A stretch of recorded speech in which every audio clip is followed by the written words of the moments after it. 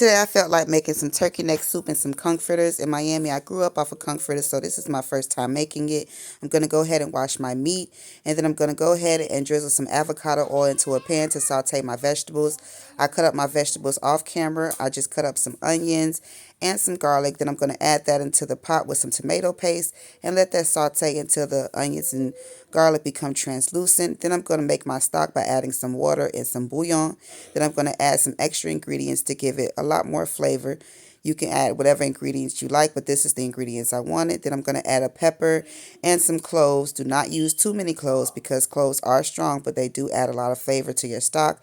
Then I'm going to go ahead and let my turkey necks boil while I cut up my vegetables. I use kale, spinach, cabbage, chard, and I use bok choy with some Chinese celery and some carrots.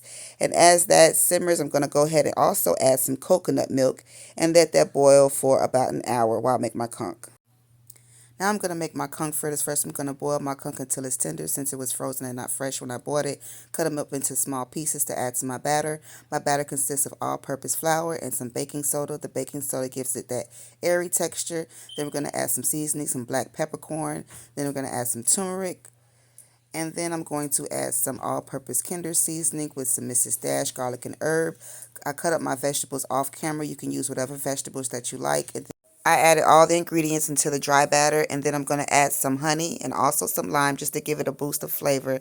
Then I'm going to add some water and coconut milk until it becomes a pancake consistency. Fry it until it's golden brown. And here you go, you guys. Here's the final product. It was so tasty.